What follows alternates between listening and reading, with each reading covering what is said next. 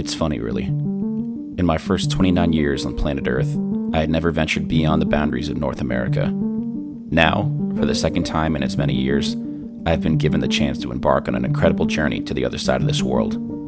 This one is special. It's a new experience to a country I've never visited before, but it's also a place my not-so-distant ancestors once called home. Norway is known for a lot of things. Tall, snow-capped mountains, deep fjords, and cold, dark winters, just to name a few. But this trip for me represents something a little different. A sort of homecoming. That's a better fish. That's a better fish. Please stay on, please stay on, please stay on.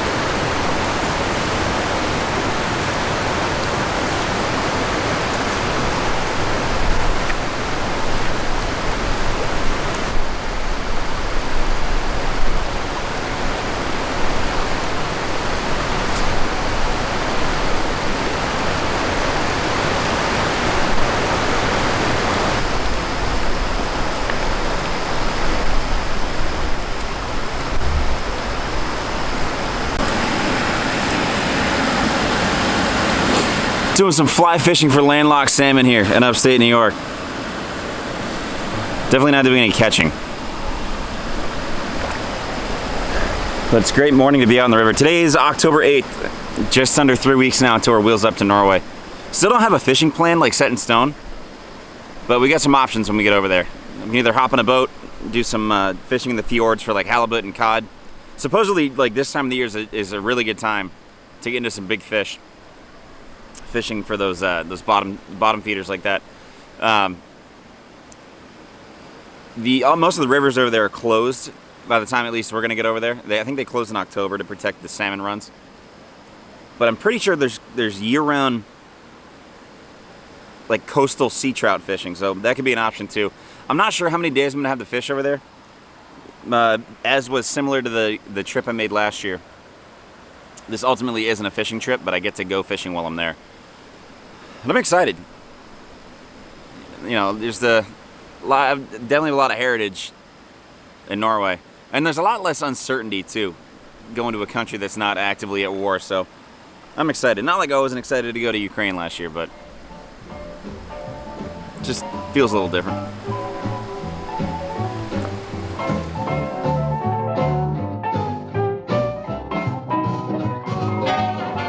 The earliest traceable lineage on my paternal grandfather's side goes through Ellis Island in the late spring of 1899. A host of immigrants flock in, 1 million a year. They come in teeming steerages from Italy, Russia, Central Europe, hoping for a better life and dreaming that America's streets are paved with gold. My great-great-grandfather, Halvor Halvorsen, arrived in New York on a ship bound from Norway just before the turn of the 20th century. Like most 4th and 5th generation Americans, I'm a pretty healthy mix of most Northern and Western European countries. French, English, German, and a lot. But for as long as I've been on this earth, I've always referred to myself as Norwegian whenever I'm asked about my lineage. Time to make the journey back. If you enjoyed this video, you like what you saw here, please hit that like button. Maybe even hype the video too, right? That's something I've never asked on the channel before, and it's a new feature. Don't really know what it does, but it's completely free. Hit the hype button, why not, right? And obviously, if you want to see more videos just like this, consider subscribing to the channel as well. Make content all year round. Woods North isn't just squirrel hunting. It's fly fishing, it's ice fishing, deer hunting, wild game cooking, just having fun outside. So if you enjoy any of that stuff, I promise you're in the right place. But it is high time I head back towards town. So until next time, people, as always, be good. My name's Larry. This is Woods North. Signing off. Peace.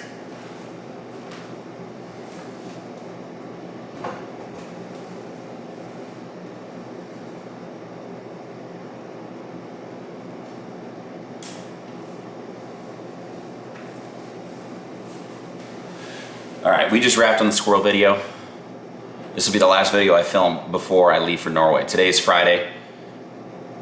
I leave on Tuesday. So I gotta start packing, and I also gotta do something about my rather grisly appearance here. If this is gonna be a homecoming, then I gotta blend in. Stay away from that old Viper man. Don't you take that fruit he's holding in his hand. Just one bite and you'll be swinging with the band. If you hang around that old Viper man, if you should come across a Viper in the night, that's when you get the hit that makes you feel alright. You'll be high and trouble's out of sight. So don't you hang around that Viper in the night. You'll be high. You take one hit and you'll be swinging with the band when you hang around that old Viper man.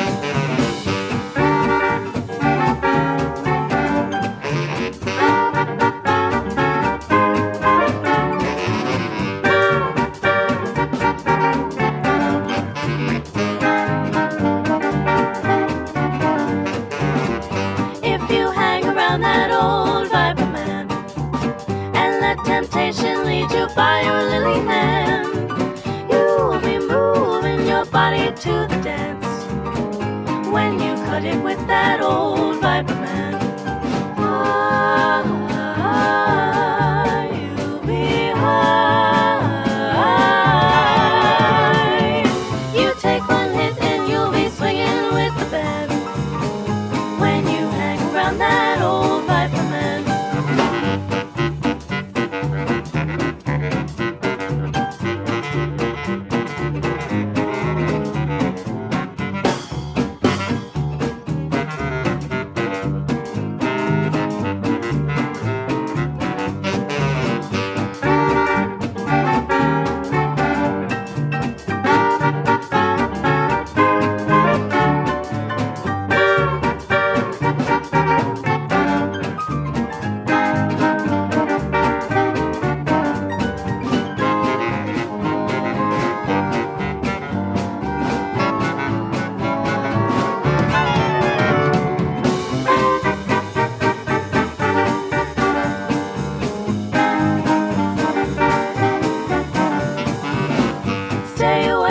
From that old Viper man, don't you take that fruit he's holding in his hand.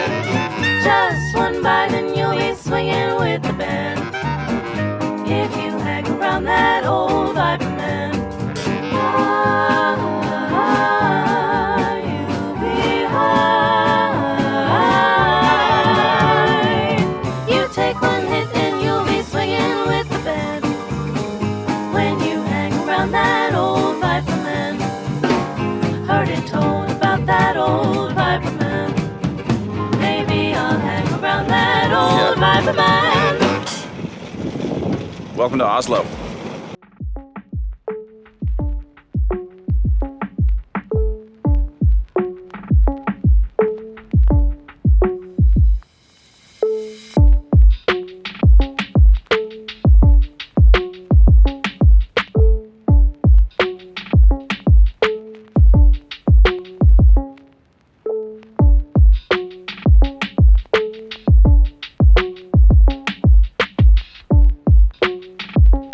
Early winter is an odd time to visit a country that straddles the Arctic Circle. Late October in Norway is probably exactly how you would imagine.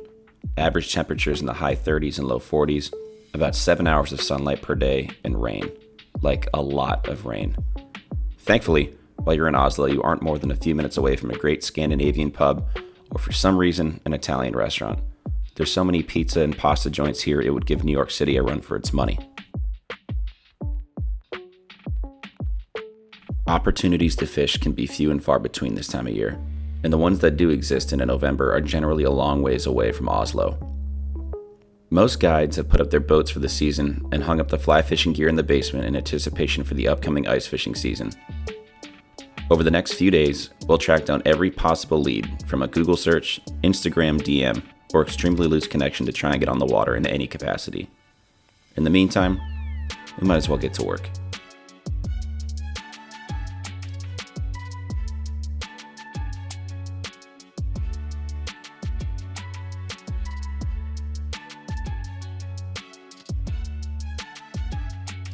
All right, give me like 2 minutes here and I'm explaining why I'm wearing high-vis in a rather seedy back alley by a warehouse. And apparently the bad part of Oslo, I didn't even realize that Oslo had a bad part of town, but I guess we're in it. In order to explain what I'm doing in Norway, I need to basically connect this to what some work I did last year. If you've been on the channel before, hopefully you watched the first short film I ever put up on this channel. It was called Casting for Ukraine. So in 2022, when the full-scale invasion broke out, two very good friends of mine, Colin Hilliard and Adam Roof. Colin is on this trip here in Norway. Adam didn't make it. Traveled to the Polish border of Ukraine to deliver aid, to check out, assess the situation, and find out which way they could possibly help. In their travels, they met my other very good friend, now good friend, Simon Massey, the big jolly British man who is with us here again in Oslo. Together, they stayed in contact. They formed an organization called Actions Beyond Words. It's right here on this high-vis vest I'm wearing. Actions Beyond Words' main directive is to supply aid all across Ukraine to whoever needs it. And to date, they've raised about 2.5 million British pounds of aid delivered to all across communities in need in Ukraine. And when we went there as a delegation in 2024, so there were 6 Americans, and there was Simon as well as Travis Good at the time, who's no longer with Actions Beyond Words. We kind of partnered up, right? So we went over to do the sister city thing, take photos, shake hands, exchange gifts, all that kind of fluffy, fun, good, feely stuff. But we also partnered up with Actions Beyond Words to deliver thousands and thousands of dollars of aid while we were down there. When we showed up, we had all of our check bags stuffed with military-grade IFAC med kits as well as multivitamins. That was what the request of the sister city was. And we had an unforgettable experience. I was the group's videographer, so I filmed absolutely everything we did over there. We're able to show all of our friends back in Burlington the great work that we did. And the caveat for me doing that was that I get to film a fishing video, which we did. I had an unforgettable night fishing with Alex and 3 crazy Ukrainians on the Ukrainian border of Moldova. It was an unforgettable night. Flash forward one more year to September of 2025. I got a rather cryptic message from Simon. And even though he's from England and he's from the island that invented the English language, he's not really good at communicating. He knows that too. And all it said was, "Who will come dismantle a hospital in Norway?" That was it. And we probed a little bit further. The time frame was strange, right? End of October in Norway. That doesn't sound very pleasant. And it's not. It's absolutely freezing out here. It's only like 3 o'clock, 3:30 in the afternoon. It's already getting dark. 6-7 weeks later, our crew came together. It's me, it's myself, it's Colin Hilliard, and Alex Sundberg. Once again, that was half the delegation that went to Ukraine from Burlington. And what we're doing over here, there's a couple hospitals west of here in a town called Drammen that are being decommissioned. Actions Beyond Words, as well as a Norwegian-based NGO, it's a non-government organization called Paracrew, caught wind of this.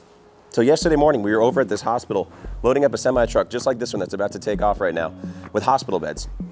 We bring those hospital beds back here. This is a warehouse that was provided by the Norwegian government to be used as a staging area for these NGOs to then pack up these trucks full of aid and then send them out into Ukraine. So for the past 2 days, we've been loading up these semi-trucks, and they're gonna take off here any second and drive through the night, get to places that need it in Ukraine. This exact truck right here, the back half of this, it's probably over 53-foot trailer, is going to Podilsk, which is the sister city, or one of the areas near the sister city of the Humanitarian community that we established last summer. So my caveat, once again, I wanted to come over here and I wanted to do great. I wanted to do good by my hometown and good for the friends we made in Ukraine, with the caveat that I could go fishing or hunting here in Norway. And it's a special place. My ancestors were here not that long ago, so it's kind of cool coming back. But this is a weird time of year to try to hunt or fish or do anything here. It's too early to ice fish, and it's too late to drop a fly in some of the rivers here, the world famous rivers that have Atlantic salmon runs and sea trout runs and all that. So it's it's been tricky trying to get someone to take us out, but I think we got something planned for tomorrow.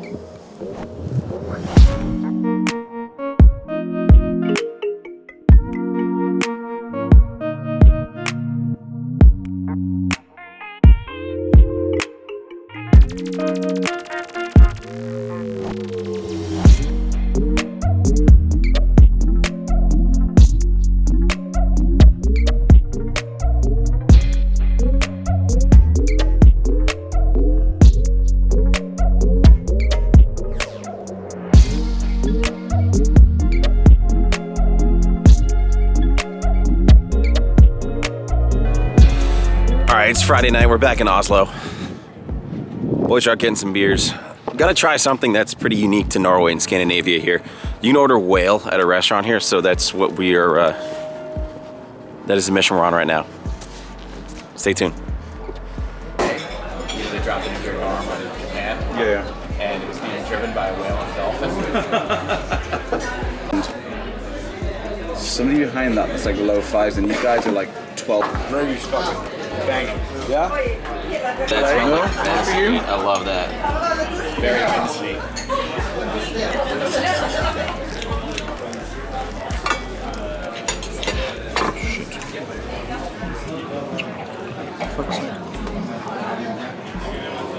There you go. One bite, everybody knows the rule. We doing this? First bite of whale.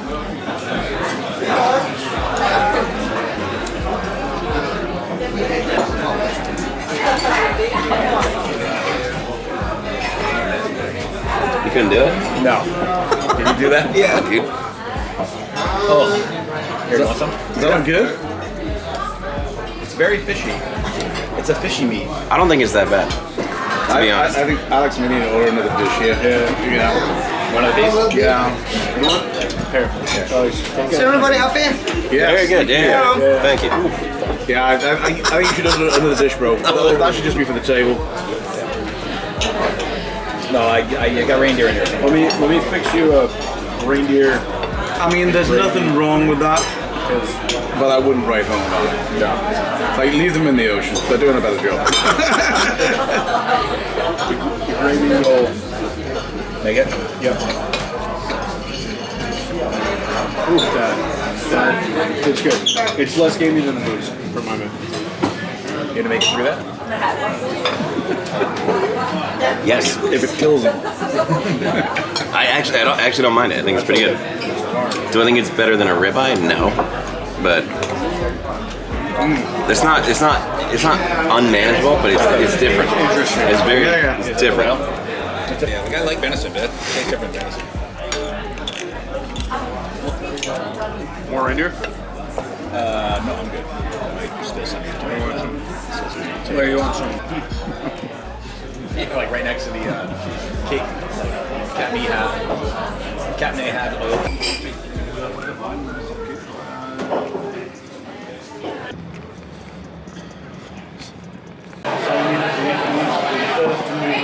We're getting beers at another place right now. Alex did not like whale.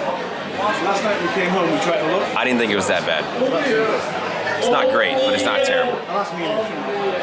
We'll just get a steak next time. 5% chance that our current location.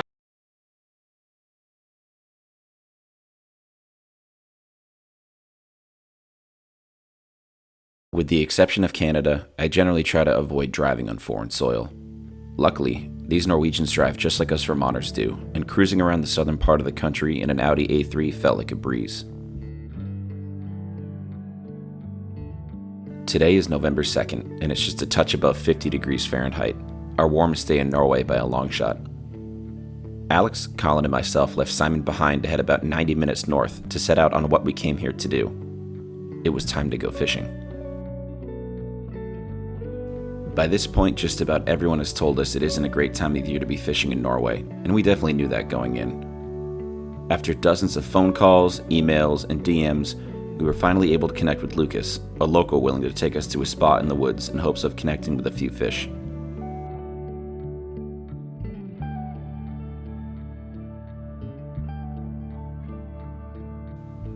We found ourselves in a small lake nestled amongst the endless sea of spruce trees.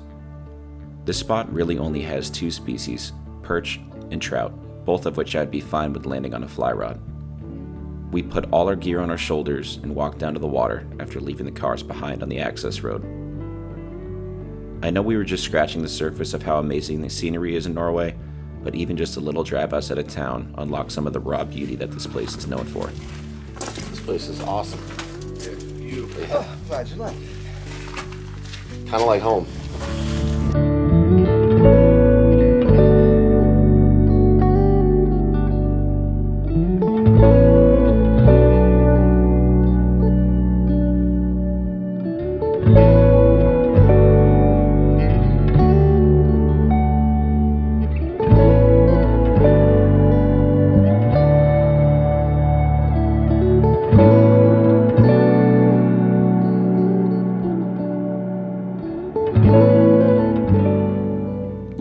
know a lot of people rave about European socialism because of the free healthcare and college tuition and all that, but what absolutely nobody mentions is the free rowboats that were just here on the side of this lake, free to use on a first come, first served basis. That's the best perk of being Norwegian right there, if you ask me. Even though it wasn't the dead middle of winter, the days are still getting incredibly short. Like sun goes down around 4 p.m. short, so we were definitely on the clock.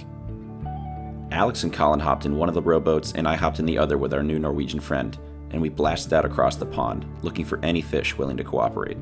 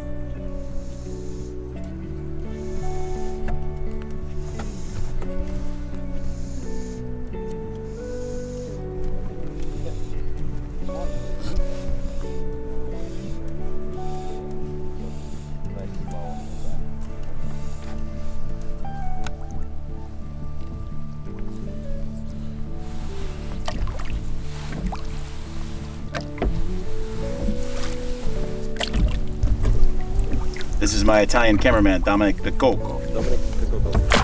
Yeah. Cast right. Too close, too close. Ah! Stop it. Ah, too close. You guys said you wanted a new piercing. The 3D version. No action piercings, I like that. After about 45 minutes with no action, we went back to shore around noon for a campfire and some food to warm up.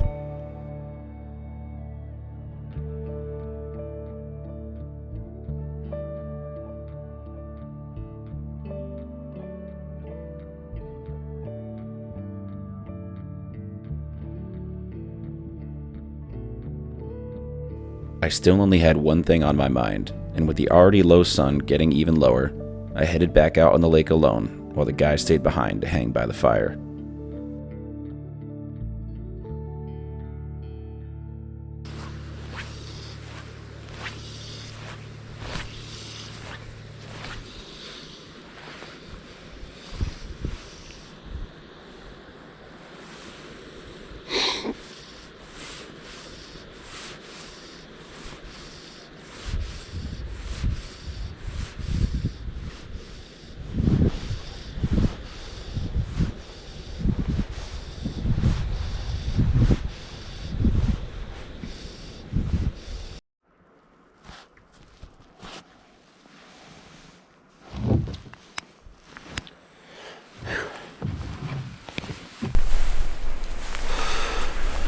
It's just about 1:15.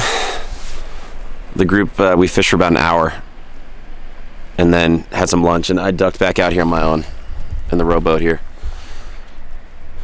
trying to catch a fish. Lucas is our guide. He said that there's European perch and there's trout in here, like brown trout. But as everyone has mentioned so far, this is not the time of the year to come to Norway to go fishing. It's November 2nd today. Air's about 48 degrees Fahrenheit. Water's probably not that much warmer, if not cooler. So these are definitely some tough conditions to fly fish in. I got my 5-weight out, or 6-weight rather. Just throwing streamers and hoping one connects, but this is tough. Haven't even moved a fish yet. We got about 2 hours of daylight left. Just got to keep grinding.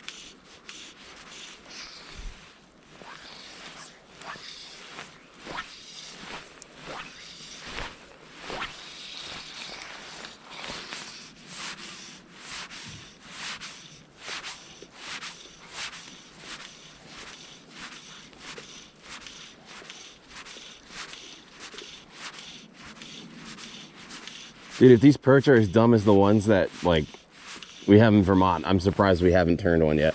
Yeah. Those things will hit absolutely anything you put in front of their face. They are the... Speaking of which.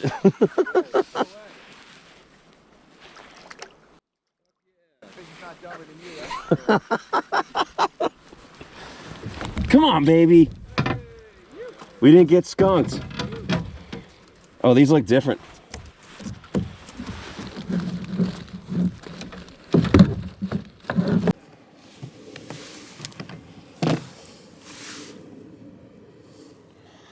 First fish in Norway. European perch. I keep saying European perch. It's a different species than we have in the US.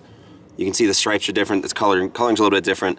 I think European perch have like 7 stripes and we only have 5 on the yellow perch in America. We'll take it, baby.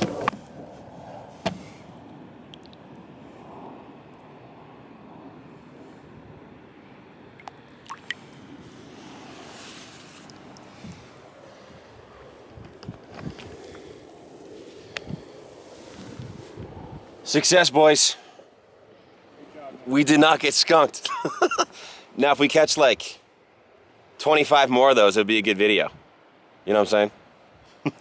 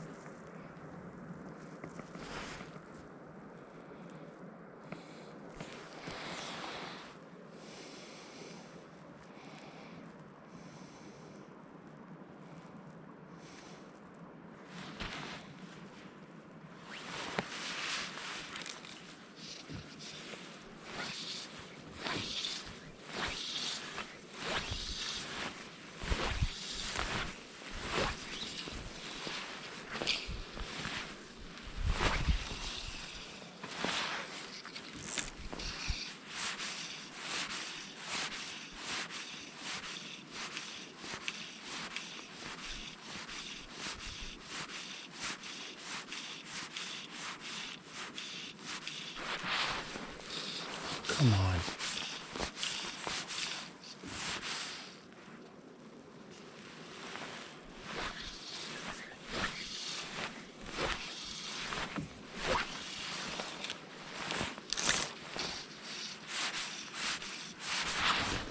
That's a better fish. That's a better fish. Please stay on, please stay on, please stay on.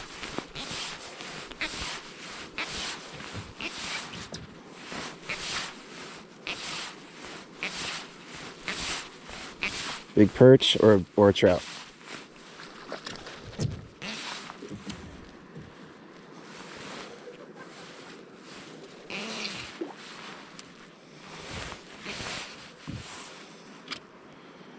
Come on.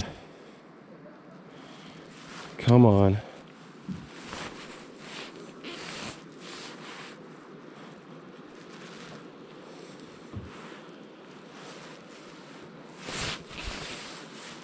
And I'm getting dogged here. Come on.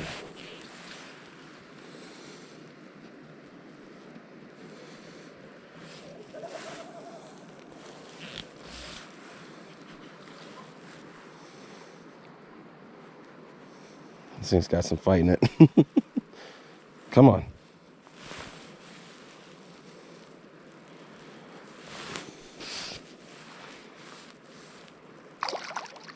It's a trout.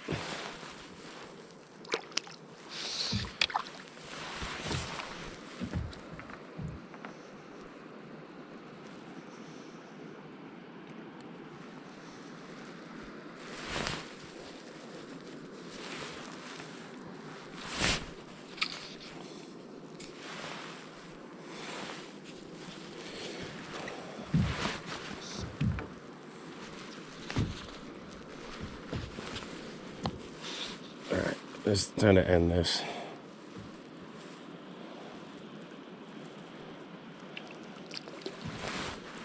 Look at this fish. Please let me land this. Please let me land this.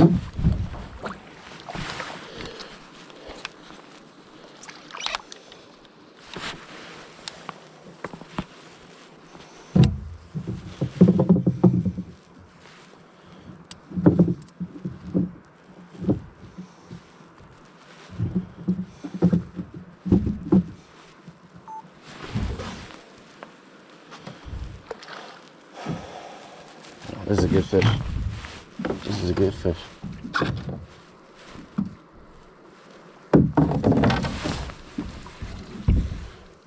Let's go, baby. Let's go, baby. Let's go, baby. Oh, come on. Look at that. Are you kidding me? How about that?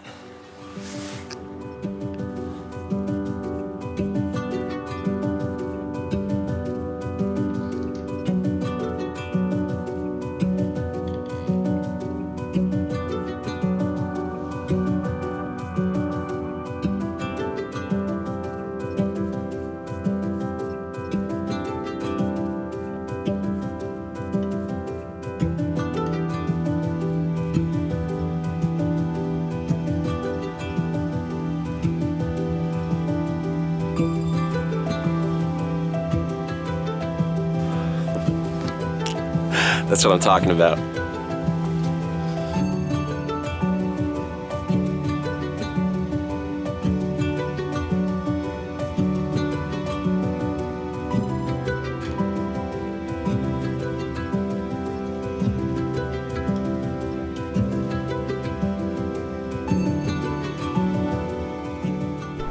What a day this turned out to be.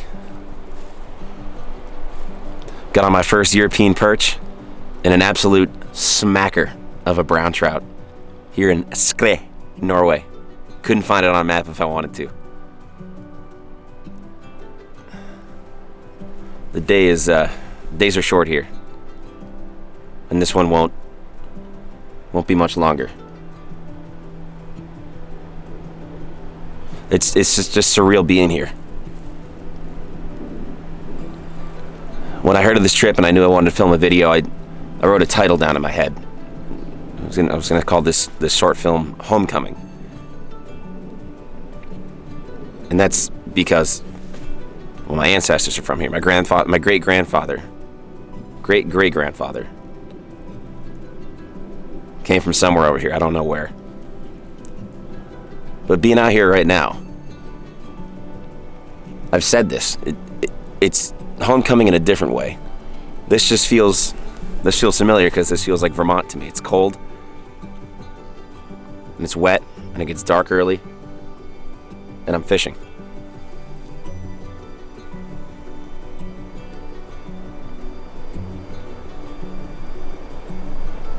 It really is a homecoming.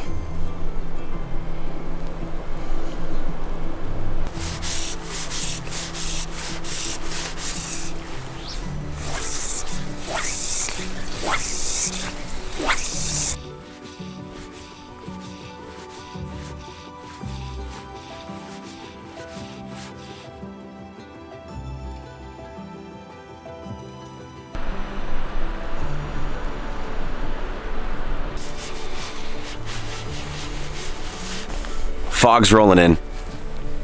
We're rolling out. Would I have liked to catch more fish here in Norway? Of course. Did absolutely everybody tell me that I shouldn't be here in November to fish? Yes. Did we catch fish? Yes. So this is a success in my book. We came in here in some very hard conditions. One of the coolest places I've ever been in my life. We caught fish. I'm kind of slowly drifting back to the dock. You can see that little red boat right there is right where the camp is. Alex and Colin, I gotta thank them tremendously for letting me drag them out here. We didn't sleep a lot last night. We haven't slept a lot in this trip whatsoever, as you could probably tell up to this point. So we're gonna get the boat packed up. We're gonna get back to the car. Might run out of gas on the way home. We're gonna try to avoid that. We're gonna take a nap, and then we got one more day in Norway before it's wheels up back to the States. Let's get after it. Monday in Norway flew by. Alex, Colin, and myself were given an impromptu tour of a 1,000-year-old fort on the water in Oslo, with a few pints of beer mixed in. Morten and Robin were our tour guides, and the two of them have almost 50 years of combined military service. Definitely a couple of good dudes to roam around a castle with. I'm 6'2", so that'll tell you more or less an exact scale of how big this thing is. I love that. The evening was a real Norwegian treat, an hour in the public sauna outside the Opera House in downtown Oslo. I even jumped in the freezing cold fjord in the pitch dark. I didn't film it, you'll just have to trust me. Dinner afterwards was Italian food because, of course it was, and shortly thereafter we bid farewell to our new friends, as our time in Norway was up.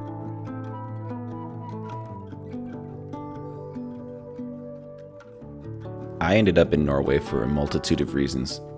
This trip was a chance for me to help out once again with an international cause I am now strongly bonded to, and an opportunity to learn a little bit more about where my people came from.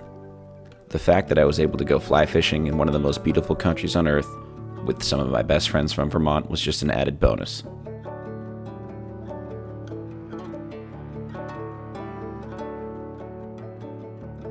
I'm not really sure when I'll be back, but I bet it'll be soon enough. It was made abundantly clear that we would be welcomed back with open arms, not only because it was explicitly said by everyone we met, but because of the warmth and generosity that we experience on an hourly basis. Hygge, as Alex would say.